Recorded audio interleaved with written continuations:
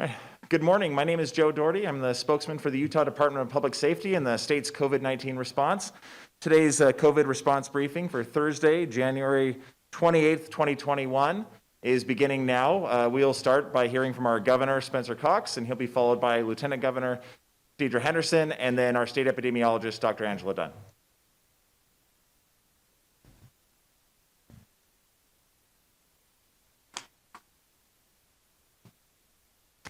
Thank you, Joe. Ladies and gentlemen, it's great to be back with you again this week. We appreciate all of you joining us for this update. It's been about a year since we launched the state's fight against COVID-19, and we have learned so many things over that past year, and we certainly still have more to do. But I want to take just a second to reflect, because I think it's important that we do this looking back over the difficulties of this past year, and we'll talk about some of those. But the fact that we are well into actually vaccinating people, that we have people that are getting their second doses and have immunity from this disease. Even the best experts were telling us a year ago that it would be at least 18 months and maybe a couple years before we could have vaccines that work. This is truly a miracle of modern science, and to everyone that has worked so hard to make that happen, we salute you and thank you for that. I'm pleased to report that as of today, 267,027 doses have been administered in the state of Utah. A week ago today, our total doses administered were 193,777. Now, again, this includes first and second doses, but that is a weekly increase of 73,250 doses. The first week in January, we could only do about 40,000 doses a week. So that increase is just tremendous, and so many partners have helped to make that work. We also received some other good news this week. You remember last week I talked to you about extra doses that were out there with some of our federal partners in our long-term care facilities. We were very pleased to announce this week that they will be transferring doses that were intended for them to the state of Utah. This will result in more than 28,000 total doses that can be given to high-risk people while CVS and Walgreens continue to vaccinate our long-term care facilities. They have been amazing. We love them. They've gone through every one of our long-term care facilities now and are starting on their second wave. And we appreciate their amazing work. We'll just now better regulate the amount of doses that they have and use the rest with our local health departments.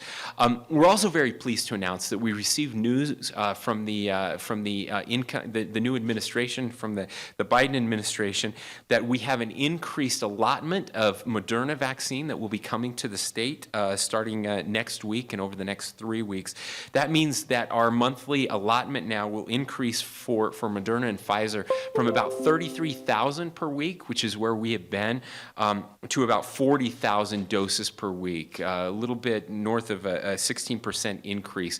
And that's again, just great news. Those are our first doses that we'll be able to get into arms, again, prioritizing our 70 and over population, and making sure that over the course of the next month, we're able to get through all of them. President Biden also announced that the federal government will be purchasing 200 million doses, 100 million each of Pfizer and Moderna, expected to arrive later this year in time that we're able to get through the general public, which is great news. But even better news that we're hearing now, and again, all of this is tenuous, but exciting. As I mentioned before, there are 2 other vaccine candidates that are scheduled to go through the approval process in the coming weeks. The first one is Johnson & Johnson. We're hearing in February that approval could take place and is expected to take place, so that by the 1st of March we will start to receive Johnson & Johnson vaccine, which is a single-dose vaccine, which is great news, and again is already being manufactured, so that we will have significant increases in doses coming into the state of Utah. which is a really big deal for us. And then shortly thereafter, we're hopeful that the AstraZeneca vaccine, which has already been approved in several other countries across the world, will receive the approval here in the United States. So by April sometime, those doses will come into the state. And assuming those things happen, and again, tenuously, we could see a tripling or more of the weekly doses coming into the state of Utah. That will allow us now, for those that are kind of projecting ahead, right, March and April timeframes, to significantly increase the population that is eligible. So we'll again, using our age-based qualifications as well as comorbidities, and we're still working through that with the health department, exactly how they want to prioritize that. We're hoping to have an announcement next week on exactly which comorbidities and age groups will be in the next categories, so stay tuned to that. But if we can now start to get over 100,000 doses a week in March and April, that means we can go through those categories, significantly reduce the age limitations on getting the vaccine, and protect lots of lives. So I'm more optimistic now than I was even a week ago, and more optimistic than I've been at any time during our response over the past year. I also just want to mention, we've had questions about wasted doses, and if we've had wasted doses in the state. Certainly there have been news reports in other states of throwing away large batches of the vaccine that have expired. That is not happening in Utah. It has not happened. Again, my executive order required that doses be delivered in the week that they're received. We had a huge backlog, but none of that backlog were doses that expired. And the great news is, and the Lieutenant Governor will talk more about this, that we caught up. And our partners have been amazing there. I can tell you that we have done an audit of a report of wasted doses in the state, and we discovered that there were a total of 95 doses that were unable to be distributed.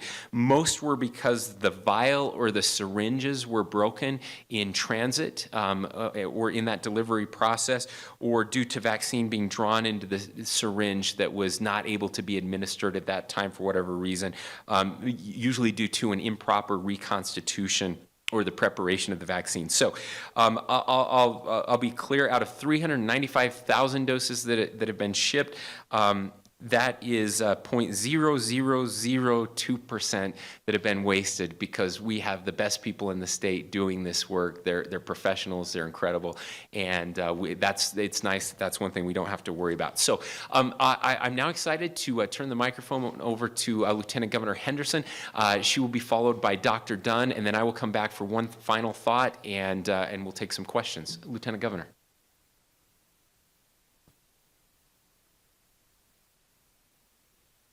Thank you, Governor. Good morning.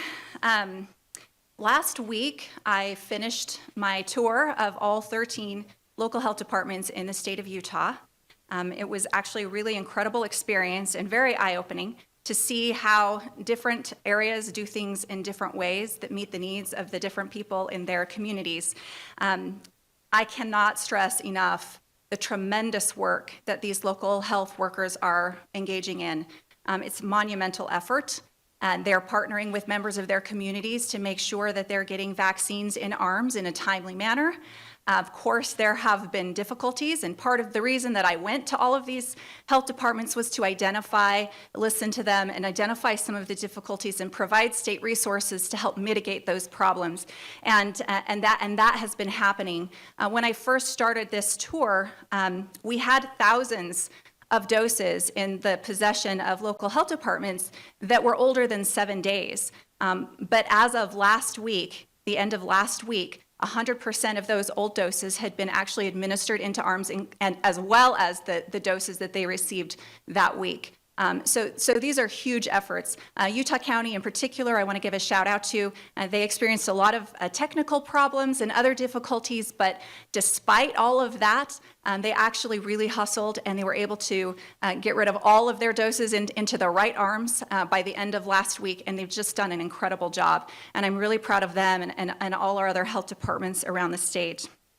Now, our local health departments, we've instructed them to actually compile a list of individuals who would like to be able to get an appointment, but haven't been able to get an appointment. And this is a problem that we're hearing across the board, is there are so many more people who want to get the vaccine right now, who qualify to get the vaccine, but who aren't able to get an appointment to get it, simply because we have more demand than we have supply. And we knew that that would be a problem. But the local health departments have been instructed to compile a list of individuals who haven't been able to get an appointment and actually work with them as new doses become available to get them in, to get those doses.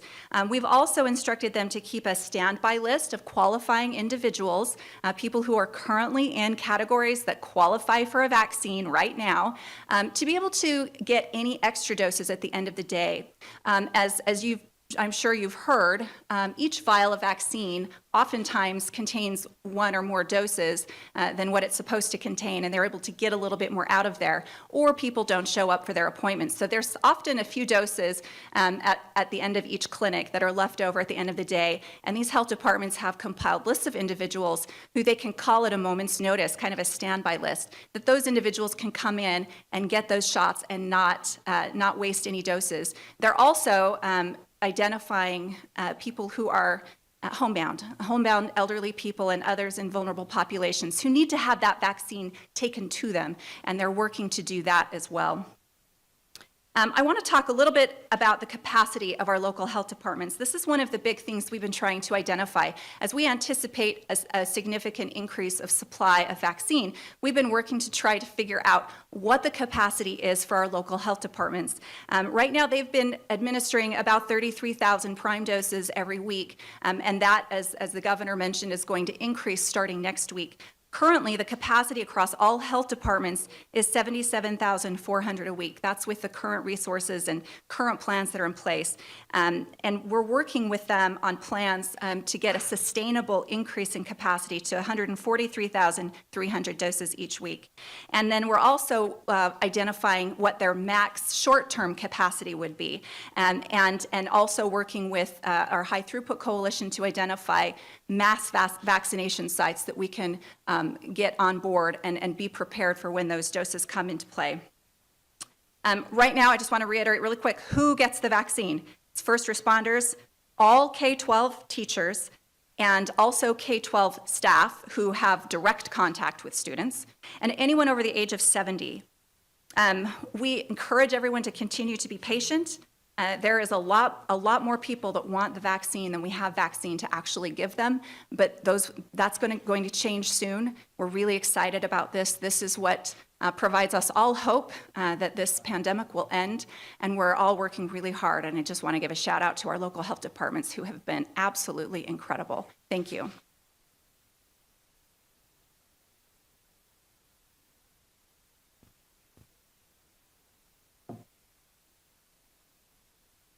Hey, good morning. So our rolling 7-day average of new cases is now 1,710. That's a decrease from last week when we were at 1,829. And our percent positivity average has also decreased. We're now at 18.3%, where last week we were at 19%. And our hospital utilization has decreased and is now, the referral ICU utilization is now at 89%.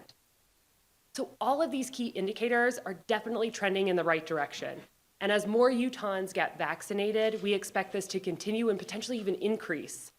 However, we don't have enough Utahns vaccinated yet to be able to rely on vaccines as the only prevention measure. So we need to continue wearing masks, physical distancing, avoiding large gatherings, basically keep doing what we're doing because it's working. We are slowing the spread of COVID, we're protecting our hospitals, and we're preventing deaths. Thank you.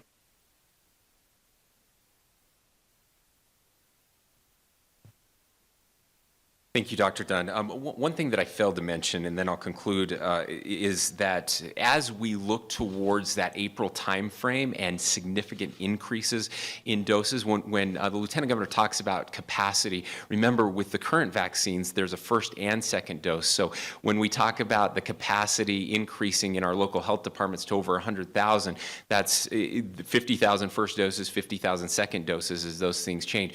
So we are also starting the process now to onboard, and will be over the next few weeks, additional partners for when that excess vaccine comes in so that we can work with clinics and your neighborhood pharmacies, all of those types of different groups that will be able to help us expand exponentially the opportunities to deliver more vaccine as it becomes available. Now, the last thing I wanted to share, I wanted to briefly mention a report that was released earlier today by our Departments of Health and Human Services addressing mental health during the pandemic. There has certainly been this narrative out there that we have seen significant increases in suicides or overdose deaths. The good news is that that is not true. We have not seen increases in suicides or overdose deaths during the pandemic and during the past year. In fact, we have seen slight decreases in suicides over the past 3 years. I think we're one of the only states, if not the only state, where that has happened.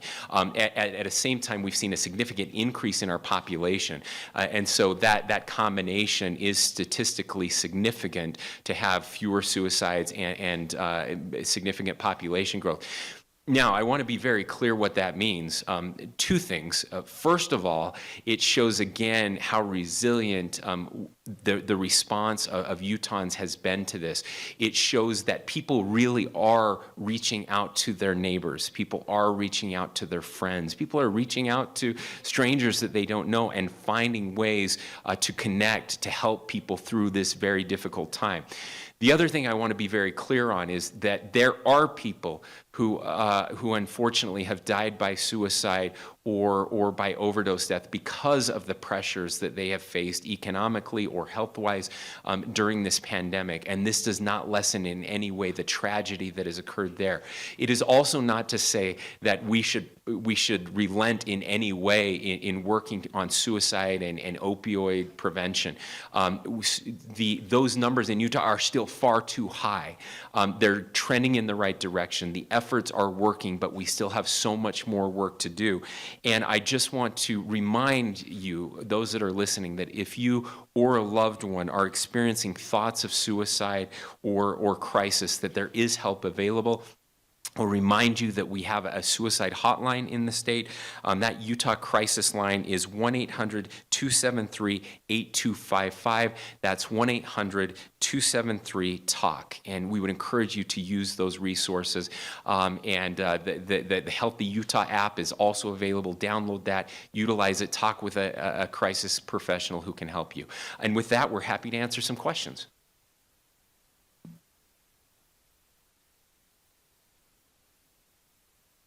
Hi, can you hear me okay? I can. So I'm asking, what is the state's current rule for how long after a positive test a person needs to wait to receive a vaccine? Previously, we'd heard there was some debate between 90 days or 60 days and maybe looking at changing that. And then also, is the state looking at changing that perhaps given the spread of new variants that may or may not, but it sounds like they may compromise the level of immunity that a person might have from a previous infection? The recommendations from the CDC and those being followed by the state of Utah is 90 days. So we do not recommend getting the vaccine if you have tested positive within the last 90 days. There is no discussion, to my knowledge, of changing that in a significant way, either shortening it or lengthening it. There have been debates at the national level. I've certainly wished we were doing much longer than that. It doesn't make that much sense to me. We know that there is significant immunity. We know that it lasts more than 90 days. We've seen that, but I'm not the scientist, and the health experts are still recommending 90 days. And so that is the standard that we are adhering to in the state, and will unless and until there's a change nationally. Did I botch that? Are we okay? Okay. I got the thumbs up from the experts. Thanks, Dr. Dunn.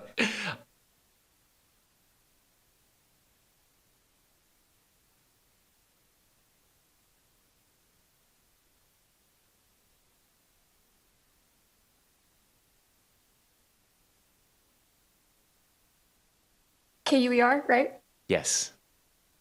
Okay, hi, Lexi Peary here from St. George. And yeah, I cover Southwest Utah, and I've heard from many seniors that they're frustrated about the process right now for registering for vaccines, since there are such a limited number of doses right now. And there's so many different priority groups trying to get them at the moment. Are there any plans to further break down these groups for the vaccine so it will streamline the process at all, or will the state be doing anything to help local health districts streamline the process? So there won't be any changes in the groups that are available for that. Again, I've shared this many times, but in January when we came into office, we had a decision to make, and that decision was whether to overload the system or underwhelm the system. And we chose very distinctly to overwhelm the system. As the Lieutenant Governor reported, we wanted to burn through every dose of vaccine. We knew that that would be frustrating for some people who are waiting their turn to get those doses. But that's a much better problem to have, and so we opted to that. What we are doing is trying to help every one of those local health districts to put in place a procedure that allows them to take the information of those that are qualified and then reach back out to them when there are additional doses available or additional scheduling times.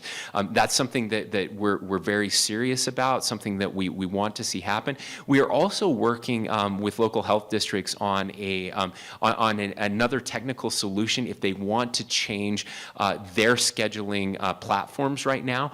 We will have a solution that is available to them in the next few days to migrate to a different platform that is likely more robust and can help them with some of those critical challenges that they're facing.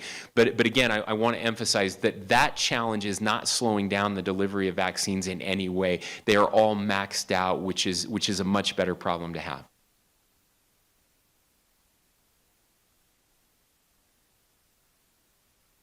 Hi, Governor. It's Ben Winslow at Fox 13.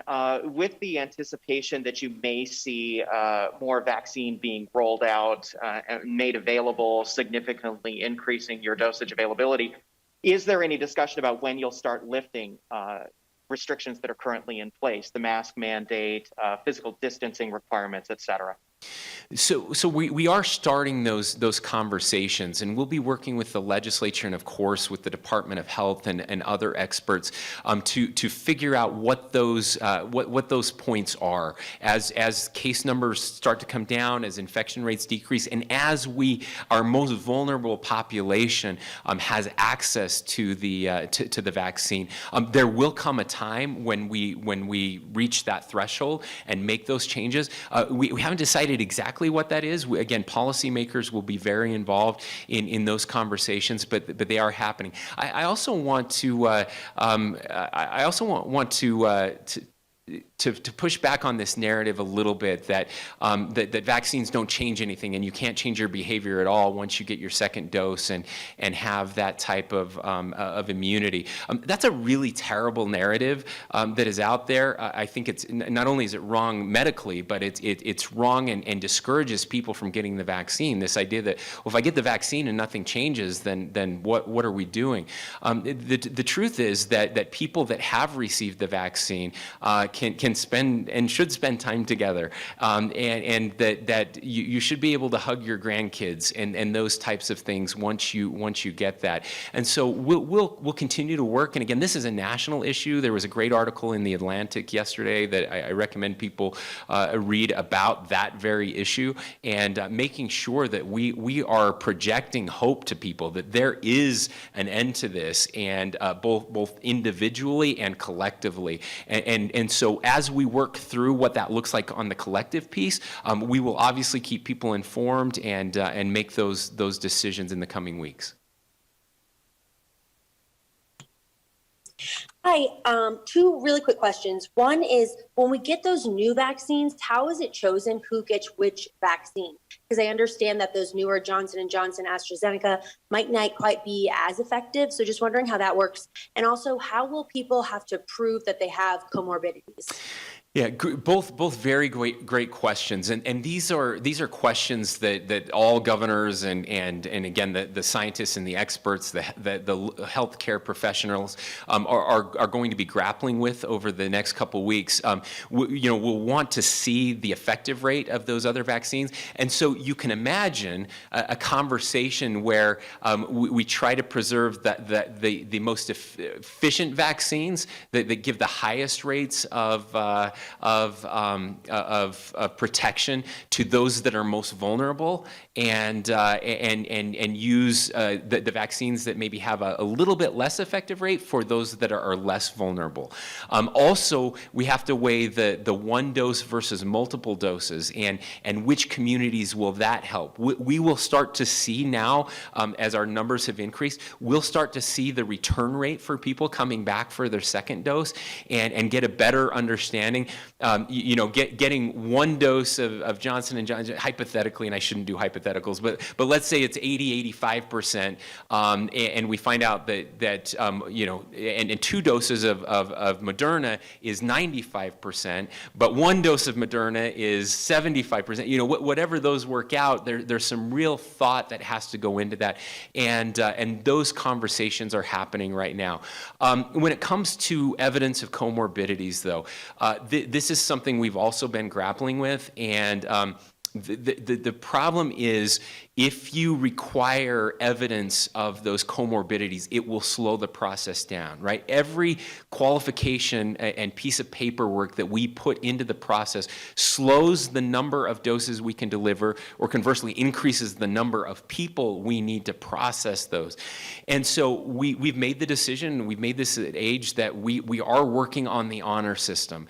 And we know that there will be some people who try to cheat that system. That's very disappointing. But it will happen. But again, we would rather err on the side of getting more people through the process than limiting it. Now, that wouldn't be a problem if we had unlimited doses. And so we're less worried about that as we look at the numbers potentially in March, April, and May. It's a lot more significant when you only have 33,000 doses a week to try to really get those to the most vulnerable. And that's what we're trying to do. And so I would obviously encourage people not to cheat the system, but we're not going to require extensive paperwork to prove those comorbidities. At least right now, that's the plan.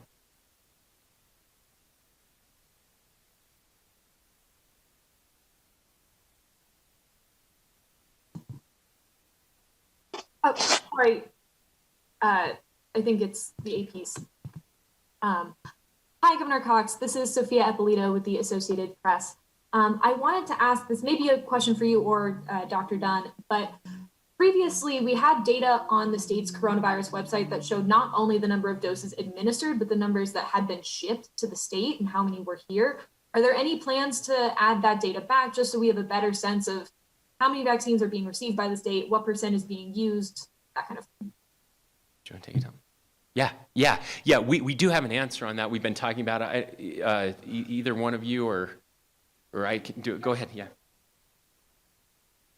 So the reason why we took it down is because it wasn't quality data, and we hold the highest integrity with our dashboard and want to make sure we're giving the public accurate data. And so when we started this new process of vaccinations and combining a lot of different data systems, it came out that data just wasn't good. So we've been working really hard over the past couple of weeks to make sure we can present good data, and that is on our plan and our upcoming dashboard updates to include that. But I can tell you that we've had 395,000-ish doses shipped to Utah thus far, and we do plan on making that public in the future. Thank you. The other piece of that I would just add, and again, those are first and second doses that have been delivered. And as I mentioned last week, every one of those second doses has basically a name attached to it. People that got first doses will release those second doses after 7 days of people that don't show up to become first doses. But also that data piece is so important. And we had all these different partners that had vaccine, and getting accurate data from them was a challenge.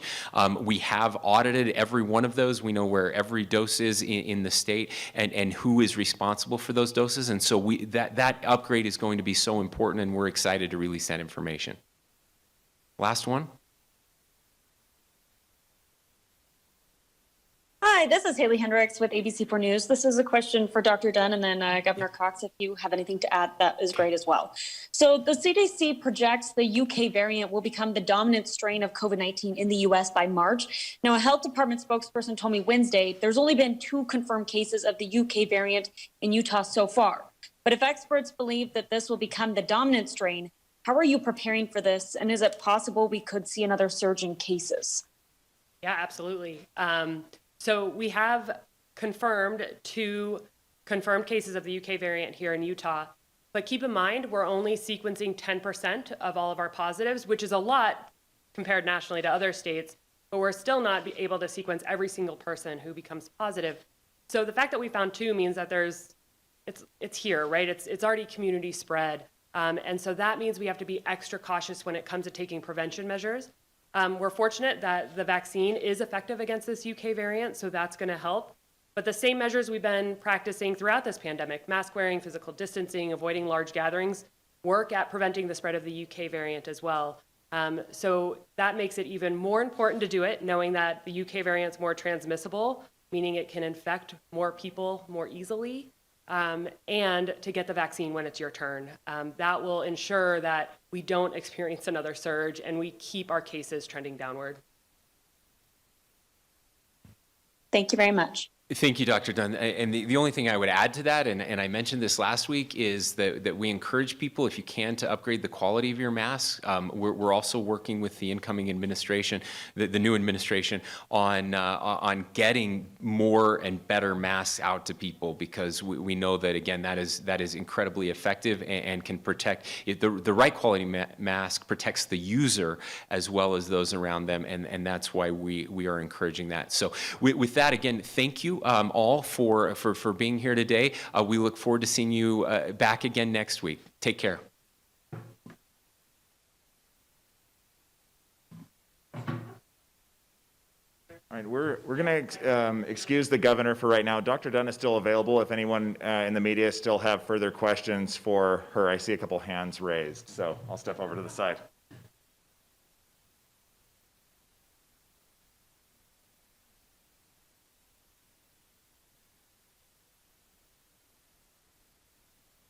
Who goes first? Great, thank you. Hey, Dr. Dunn, Chris Tree with St. George News. If you could address the mental health report this morning. And I know that both the governor and certainly the release talk about the programs here being a big credit to that. Still, a lot of people might be surprised that we are not seeing an increase in suicides and other mental issues. What else do you think has occurred to keep this from happening? And what have you done personally to keep your mental health up through all this? Sure. So I will give credit to the Department of Health and Human Services that at the very beginning of this pandemic, so a year ago, we started planning for addressing the mental health strain that would come with a pandemic, quarantine, social distancing. And so we've been working with partners for over a year to focus on this effort. And I think the fact that we haven't seen an increase in suicides or overdoses is a testament to the hard work that's been put in by both our health and human services departments. We have to remember, though, that this is a pandemic that will take a toll on us for several more months.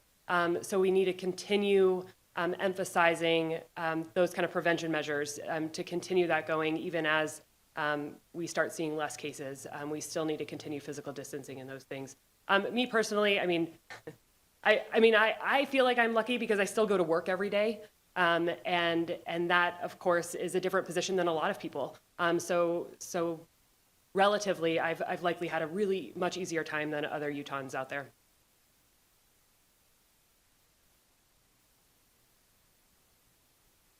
Hi, Dr. Dunn. This is Paul Nelson with KSL News Radio. The governor mentioned that conversations are happening about when the day would be when maybe we don't have to have the mask mandates and the practice social distancing as much as we are. Has the federal government, the CDC, have they given any kind of, say, guideline on what those thresholds would be as far as when we could let up with stuff like that? I mean, the conversations are so in the beginning right now, and there's so many things that have to go right for us to be able to get to that point, manufacturing of vaccines is not a small variability there.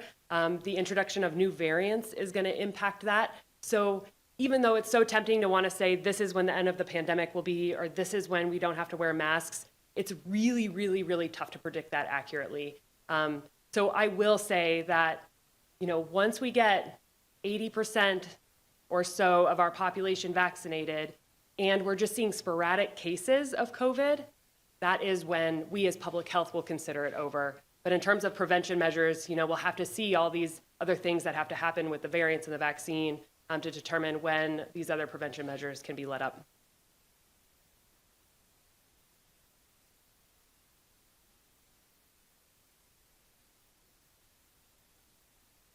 Yes. Hi, Dr. Dunn. I'm wondering if you could follow up on what the governor said about messaging with the vaccine. My understanding is that no one knows whether you can still transmit the virus after you're vaccinated. So you do still need to take care about wearing a mask, social distancing, avoiding large gatherings, where you'll be around people who aren't vaccinated.